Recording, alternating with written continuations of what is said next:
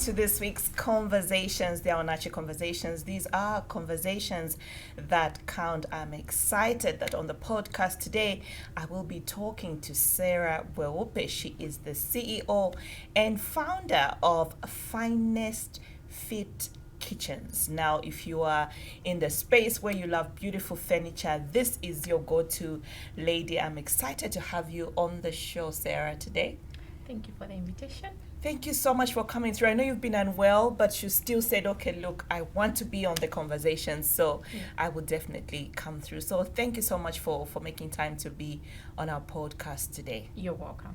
Okay, so Sarah, just to sort of set the ball rolling, could you just share with us why in particular you chose to get into carpentry, considering obviously it's a field that is considered to be male-dominated? Yeah. So my journey started way back in 2008 as a young girl, orphaned at 12 years old. I took it upon myself to say no one is going to change the world for me, and opportunities are not going to look for me. I have to look for them. So when I was in grade 10 at Libala High School, I was taking woodwork as an optional subject. You know, these days we have woodwork, metalwork, GMD, even way back. And most of the times when we are done with school, we forget about those subjects, and we always want to be accountants, doctors, lawyers. And I told myself, why can't I be different? Why can't I try out carpentry or woodwork and make it a career? So I went to my father and told him, like, Dad, I want to be a carpenter. Wow, how did that go? It was... I can only imagine, I was like, actually what? nervous. I was scared. I thought, I'm the only girl in the family. Yeah. I'm the firstborn in a family of 3. So I thought he was going to tell me, you are joking, or I'm not going to support this. But my father was like, wow, okay, where do you want to study carpentry from? And so me being in grade 12, he told me, you first have to finish your grade 12, and then we can now say, get into carpentry full-time. So I was doing carpentry while in grade 12. I would knock off at 12 at Libala, and then from 14 to 17, I'm at Chawama Skills Training Center doing carpentry. Wow. I grew up from the hood, from the ghetto, and it made me who I am today. Wow. So my father escorted me to Chawama Skills Training Center. That was the nearest place where they would offer vocational skills. And when we went there, he told the man that we found there, that was my lecturer for like a year, Mr. Mlenga. And he looked at me, I was very tiny, very small, and he said, why do you want to be a carpenter? And I said, I'm taking woodwork at school, so I love the subject. Oh, nice. And I want to learn more and probably earn a living through that.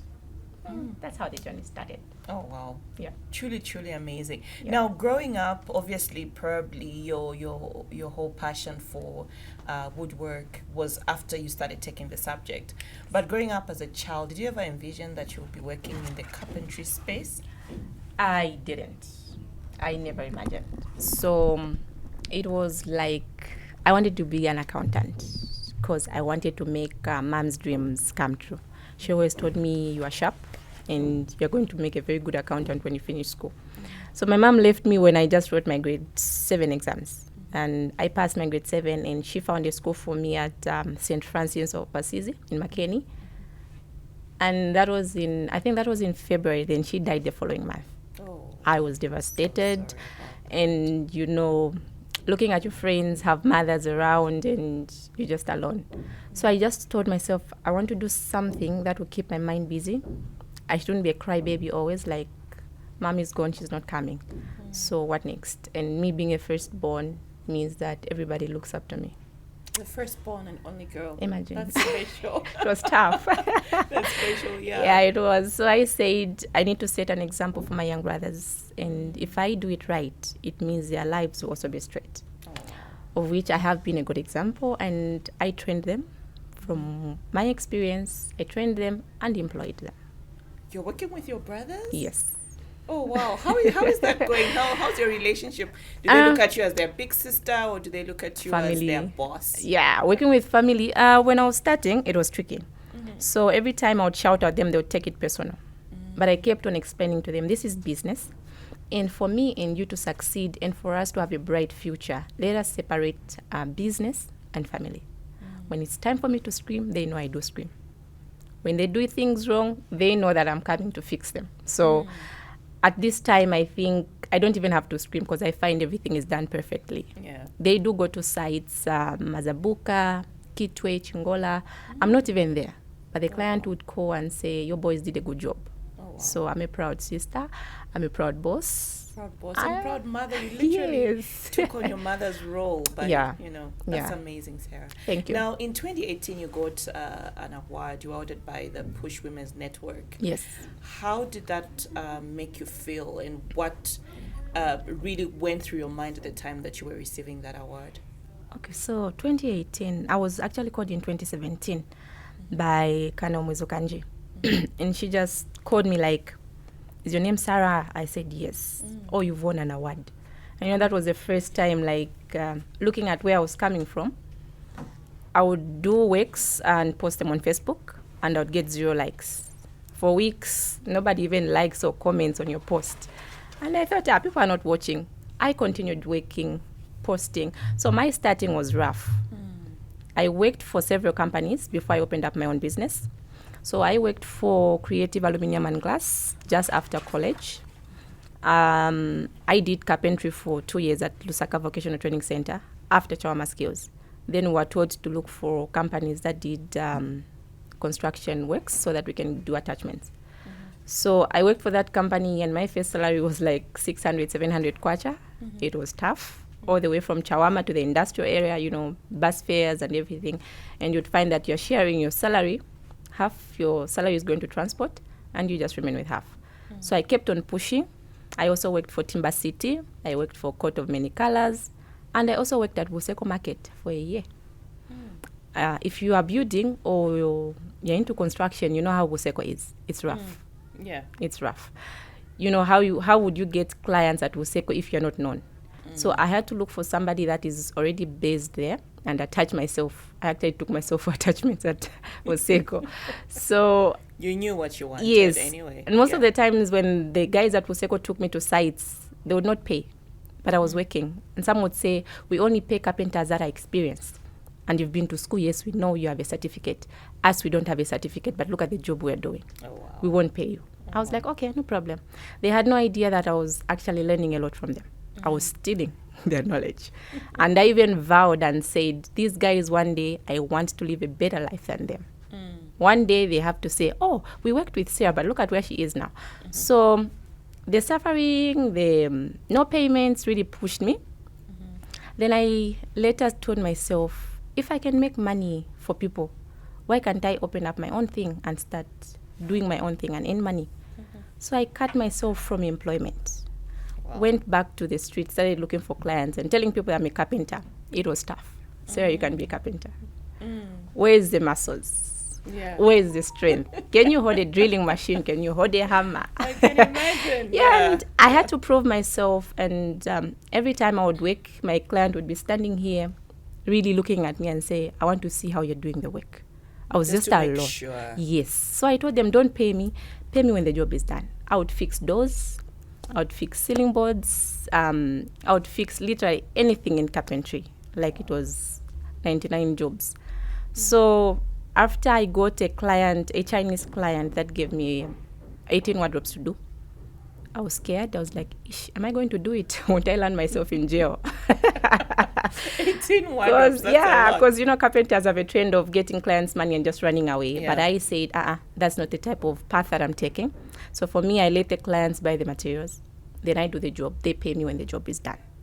And that client believed in me and told me, you've said you don't have tools, so I'll pay you 50% of what you're charging. Go and buy tools. And that's how I started. I went to Game, bought my drilling machines, and did the 18 wardrobes in 2 weeks. Oh, wow. And 2 years later, I registered my company, Finest Fit Kitchens and Wardrobes. Then I kept pushing, posting my works on Facebook, posting my struggles on Facebook. Then a few likes. Yes, 0 likes actually. Then Builders Warehouse came in 2016. Yeah. They were looking for youths to employ.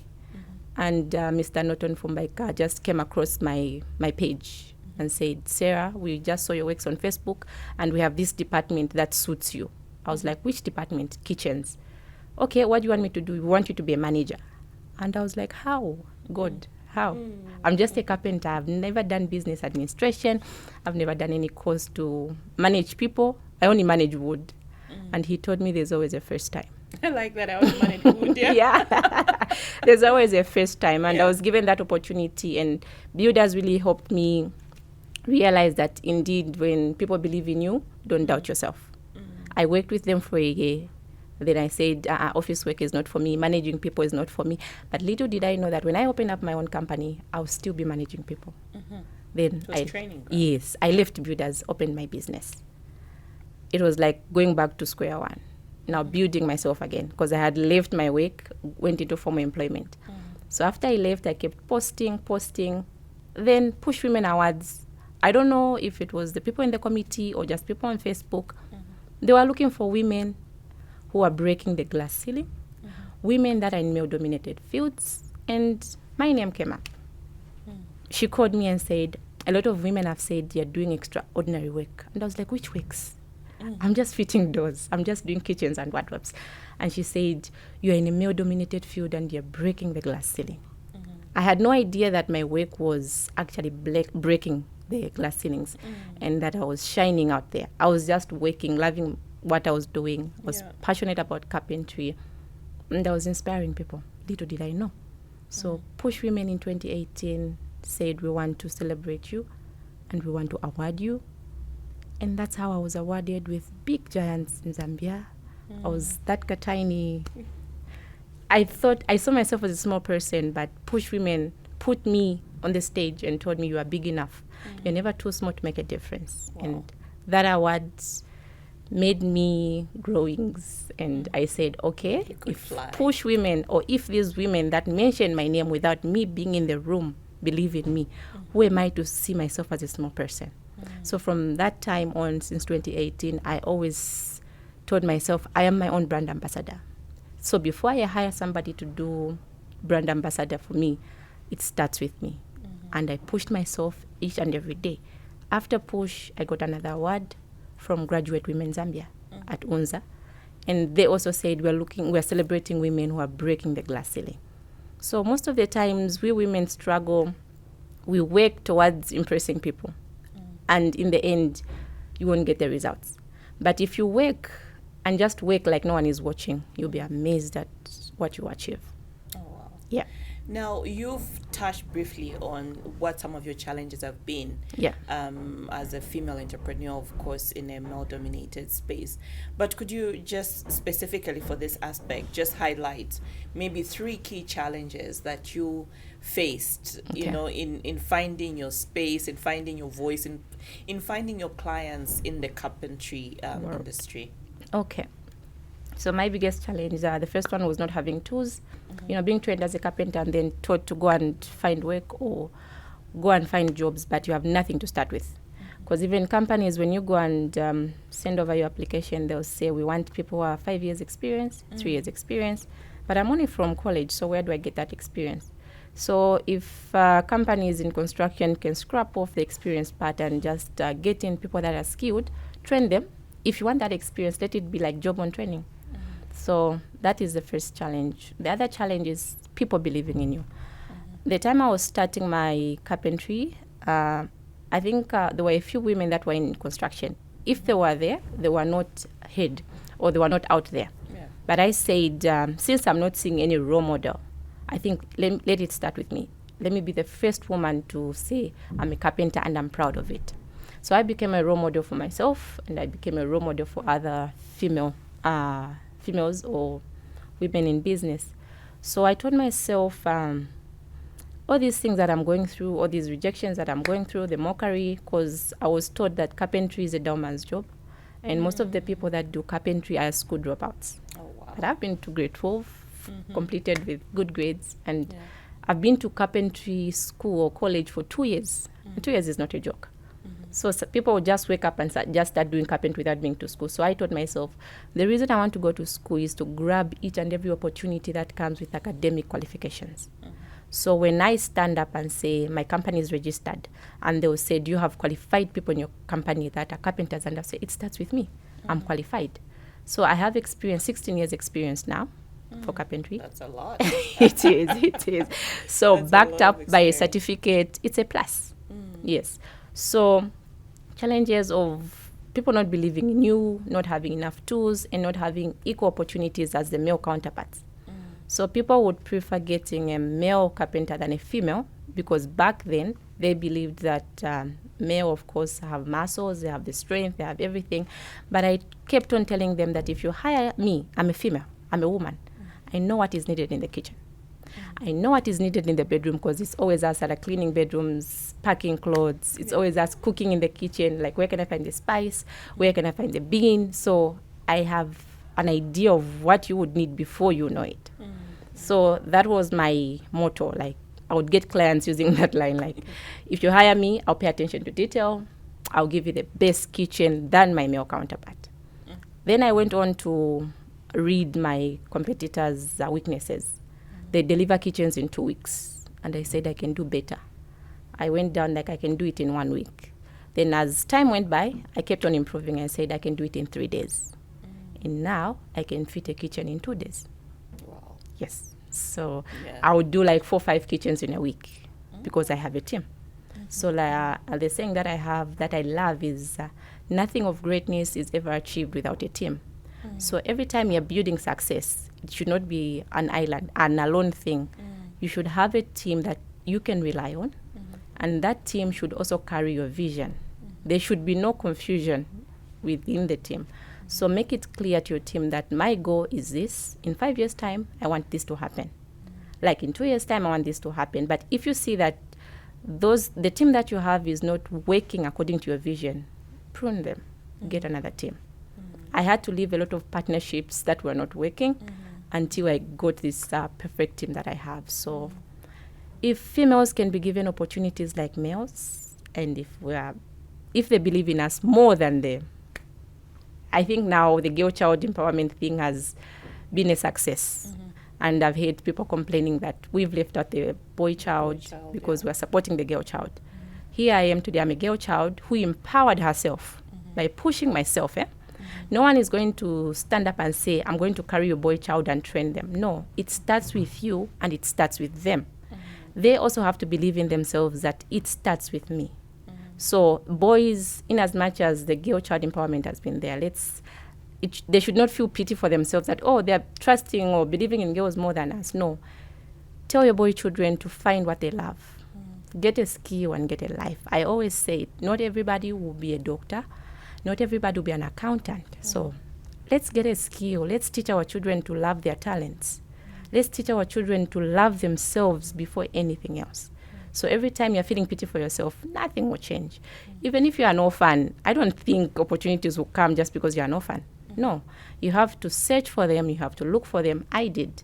And here I am today with a number of successes that I'm proud of because I have a strong support system. My father, he takes care of my children when I'm busy, when the maid is not available. I have a husband that supports me. Imagine being married to a carpenter who works with men or who has clients who are like more than 50% men. You know, you'd be insecure and you'd say, what is my wife doing or where is she? Wants to escort you everywhere. I leave home at 04 and 04, what type of job is that? So I think the strong support system as well is also a hindrance to women succeeding in male-dominated fields because it's a challenge. In the field, we are working equal. Male, female, there's nothing like she's a female, so let's give her this. It's equal. So if you don't have a strong support system, it's going to be hard. Yeah. Now, obviously, we know the importance of mentorship in every area of our lives, be it business and career. Would you say mentorship has played a role for you in the carpentry industry? Okay. And who would you point probably as a mentor? Okay, my number one mentor, she always knows I mention her name is Messi Mampango Mbewe. She approached me in 2016 when I was working for builders. And she told me, Sarah, what are you doing here?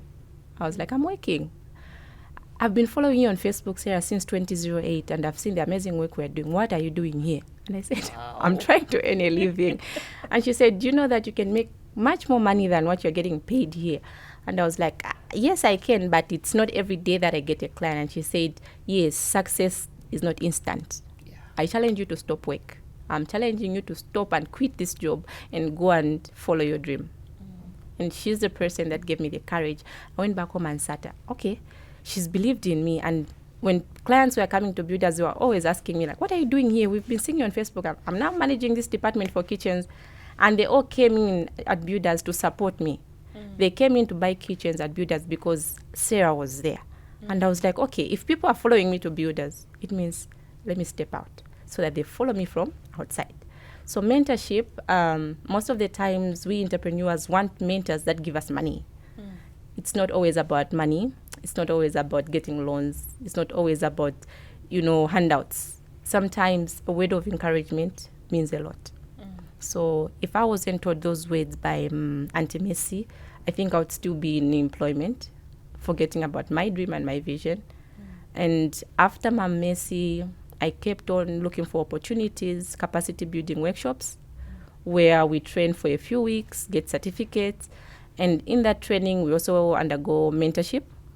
And I can say I'm lucky because every time I go into a capacity building workshop, I'm always given the stage to speak. And every time that I speak, I feel my self-esteem is boosted. And every time that I speak, the next girl child sees that Sarah has been through this and Sarah has succeeded. So if she did, then I also can succeed. So mentorship is very important. And I'm also working to be a mentor to young girls, of which I am. Not full-time, but I'm learning because the girls that I'm meeting actually want me to give them money. I don't have the money. Yes, yeah. I'm having a business, but I don't have the money. And it's like everybody wants me to give them a job. No. So mentorship or mentors do not give you jobs. You just need someone to talk to. Yeah. There are times in business like you have no clients or you're stressed. You just want someone to talk to. You can always call on your mentor. I'm going through this. Can you help me?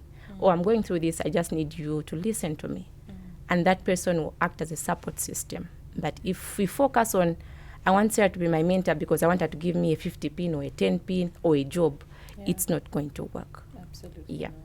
Yeah, now obviously, Sarah, you've been at this game for a while now. Yes. And you've done several projects, in different towns.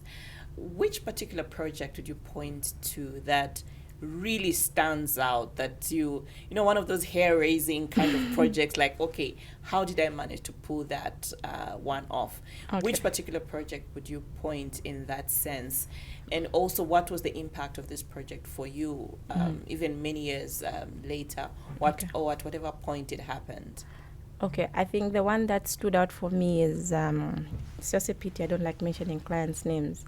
There's this lady that saw me on Manamayo Facebook page, and she just sent me a messenger and said, Sarah, I've seen that you do kitchens. I've gotten a kitchen from South Africa, and I want you to fit it.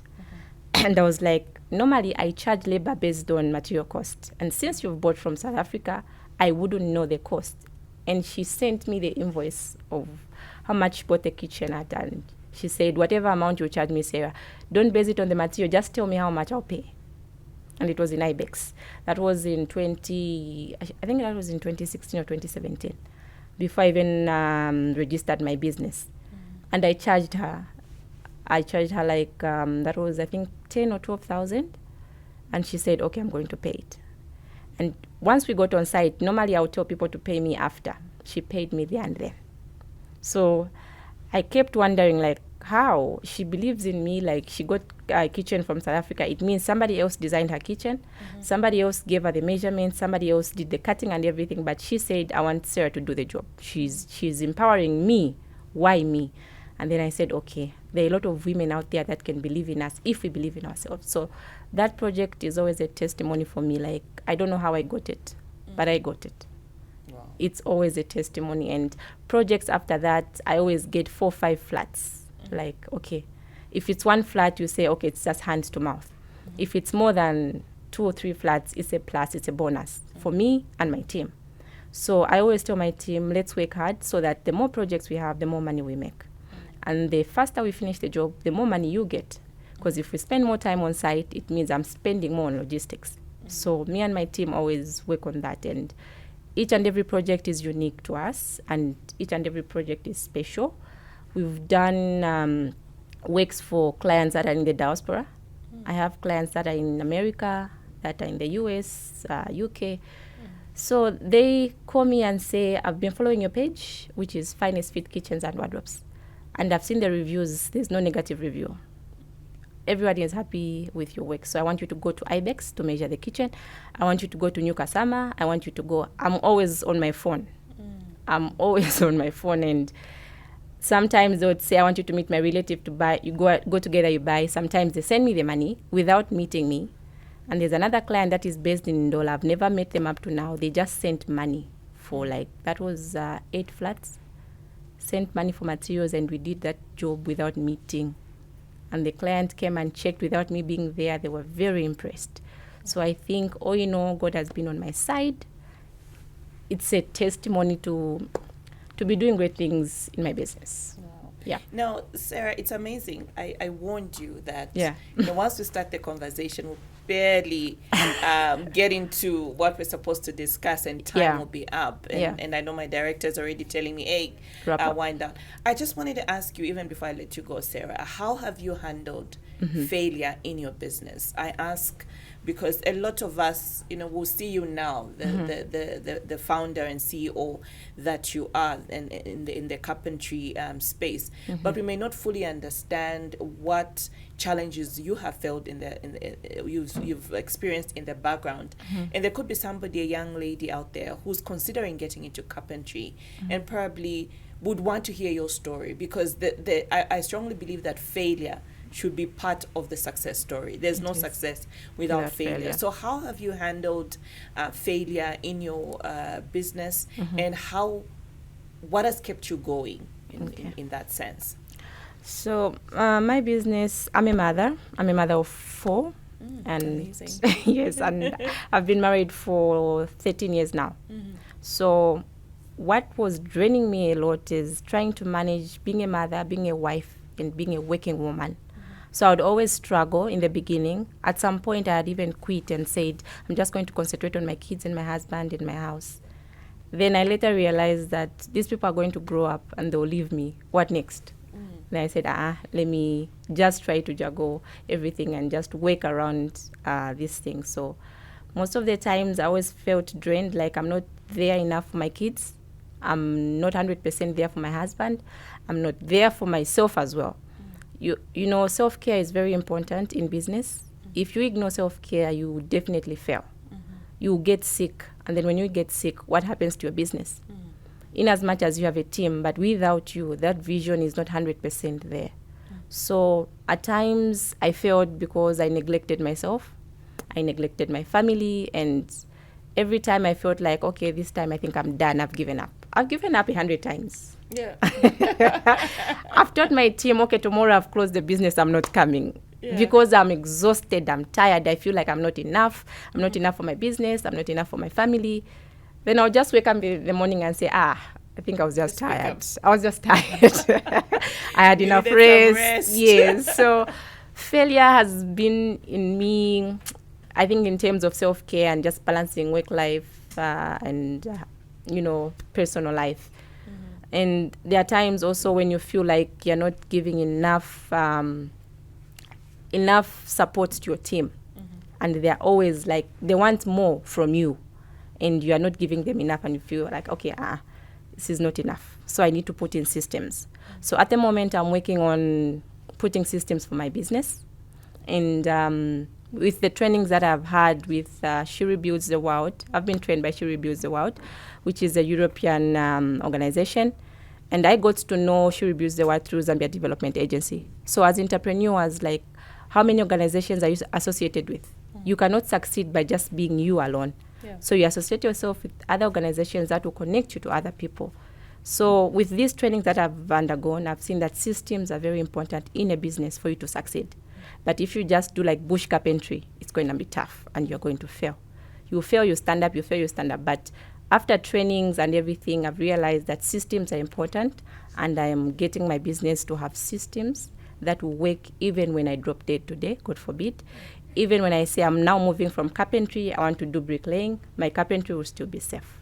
Yes, so failure is vital. You cannot run away from it. It's part of the process, yes, right? so I think I've managed to escape it. It has come. I've managed. I've been hit. I stand up. Never give up. Okay. Yep. Sarah, it's been a joy having you on the Awanachi Conversations. Thank I know you. that time has not not been on our side. side, but we look forward to still having a conversation with you a little later, Okay. just for you to come through and update us in terms of how you're doing with your business, and just to keep inspiring the younger generation, not only the younger generation, but different women and men out there that are watching the podcast. So thank you so much yet again for coming through. Thank you for the invitation once again. Okay, so there you have it. I've been talking to Sarah Ngoma. She is the CEO and founder of Finest Feet Kitchens, an amazing young lady, breaking glass ceilings, of course, in the carpentry space. I've been your host, Pongash Peposimkwai. Do join me next time for another interesting podcast. It's goodbye and God bless you.